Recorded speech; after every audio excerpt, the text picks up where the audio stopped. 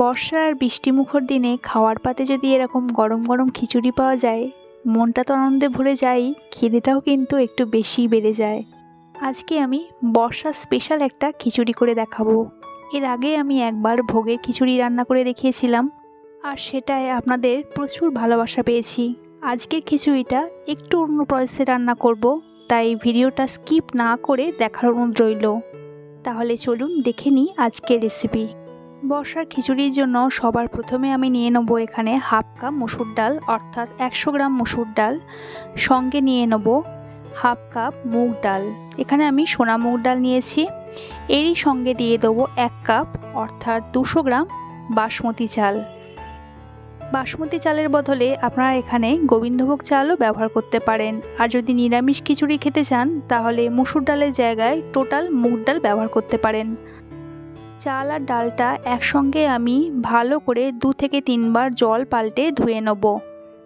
যদি গোবিন্দভোগ চাল নেন তাহলে চালটা আগে থেকে একবারই ধুয়ে রাখবেন, নাহলে গোবিন্দভোগের চালের একটা যে গন্ধ স্বাদ থাকে সেটা চলে যায় বারবার ধুলে। এরপর আমি চাল ডালটা জলটা ছেঁকে রেখে দেবো এবং চাল ডালটা 10 মিনিটের জন্য রেখে দেবো একটু শুকনো হওয়ার জন্য। এরপর আমি একটা ননস্টিক কড়াইয়ে সর্ষের তেল নিয়ে নেব। আর যদি ভোগের জন্য রান্না করেন তাহলে সাদা তেল ব্যবহার করবেন। তেলটা গরম হলে এখানে দিয়ে দেবো 1 চামচ গোটা জিরে, 1 চামচ 5 ফোড়ন, 2টো শুকনো লঙ্কা আর 2টো তেজপাতা। একটু নেড়েচেড়ে নেবো যতক্ষণ না ফোড়ন থেকে সুন্দর একটা গন্ধ বেরোচ্ছে। এরপর এখানে দিয়ে দেবো 1 টেবিল চামচ রসুনের কিমা বা রসুন কুচি। সঙ্গে দিয়ে দেবো 2 চামচ আদা কুচি। খুব লালচে করে কিন্তু ভাজার দরকার নেই, 1 মিনিট পর্যন্ত মিডিয়াম ফ্লেমে একটু নেড়েচেড়ে নেবো যতক্ষণ না আদা আর রসুনের কাঁচা গন্ধটা চলে যায়। আর আদা রসুনের কালারটা ঠিক এরকম একটু চেঞ্জ হয়ে গেলে এখানে আমি একটু পেঁয়াজ কুচিয়ে দিয়ে দেবো। এখানে আমি 2টো মিডিয়াম সাইজের পেঁয়াজ কুচিয়ে দিয়ে দিয়েছি।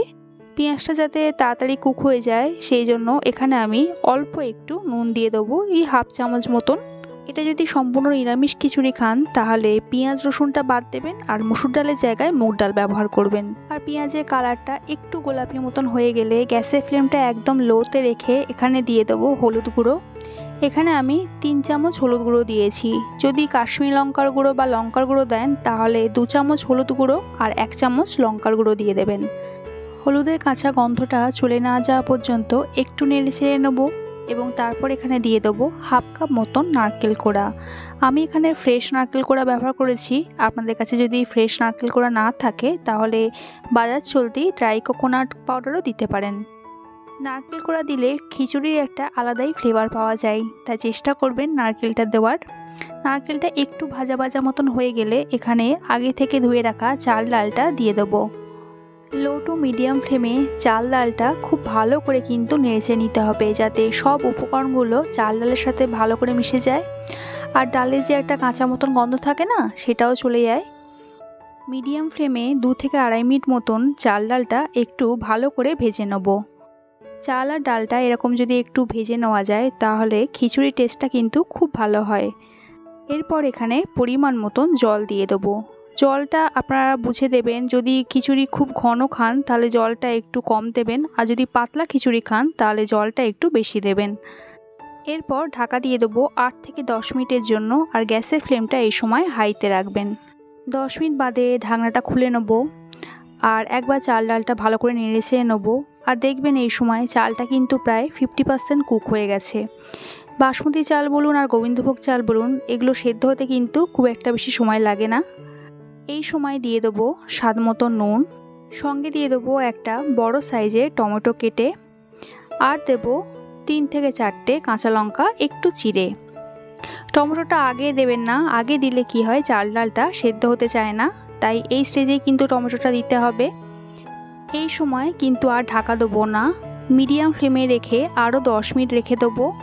আর মাঝে মধ্যে কিন্তু একবার নেড়ে চেড়ে দেবেন, যেহেতু খিচুড়ি তলায় খুব সহজেই বসে যায়। আমি এখানে ননস্টিক কড়াই ব্যবহার করেছি, তাই আমাকে খুব একটা বেশি কিন্তু নাড়াচাড়া করতে হয়নি। হাঁড়িতে বা ডেকচিতে খিচুড়ি করলে কিন্তু 2-3 মিনিট অন্তর অন্তরই নেড়ে ছেড়ে দিতে হবে। 10 মিনিট বাদে দেখবেন টমেটোটাও গলে গেছে আর খিচুড়ির ঘনত্বটা ঠিক এরকমই এসে গেছে। তার মানে খিচুড়ি প্রায় রেডি হয়ে এসেছে। এই সময় এখানে আমি হাফ চামচ মতন গরম মশলার গুঁড়ো দিয়ে দেবো, আর সঙ্গে দিয়ে দেবো 2 চামচ ঘি। ঘিয়ের পরিমাণ আপনারা আপনাদের স্বাদ অনুযায়ী বাড়াতে বা কমাতে পারেন। আর গরম মশলার ঘিটা খিচুড়ির সাথে একবার ভালো করে মিশিয়ে নিলেই রেডি আমাদের আজকের বর্ষা স্পেশাল খিচুড়ি। সবজি দিয়ে কিংবা নিরামিষ খিচুড়ি তো খেয়ে দেখেছেন, একবার এইভাবে আমিষ খিচুড়ি বানিয়ে দেখুন, এর স্বাদও কিন্তু অসাধারণ হয়। আর এই খিচুড়ির সাথে খাওয়ার জন্য আমি গোল গোল করে একটু বেগুন ভাজা আর গোল গোল করে একটু আলু ভাজাও করে নিয়েছি। এইরকমভাবে আলু ভাজা আর বেগুন ভাজা খিচুড়ির সাথে খেতে কিন্তু এক কথায় দুর্দান্ত লাগে। একবার এই প্রসেসে খিচুড়ি অবশ্যই বাড়িতে বানিয়ে দেখবেন। আজকের এই খিচুড়ি রেসিপিটা কেমন লাগলো অবশ্যই কমেন্টে জানাবেন। রেসিপিটা ভালো লাগলে একটা লাইক করবেন, আর আমার চ্যানেলে যদি নতুন হয়ে থাকেন চ্যানেলটা সাবস্ক্রাইব করা অনুরোধ রইল। দেখা হচ্ছে পরের এক নতুন রেসিপিতে। সবাই সুস্থ থাকবেন, ভালো থাকবেন।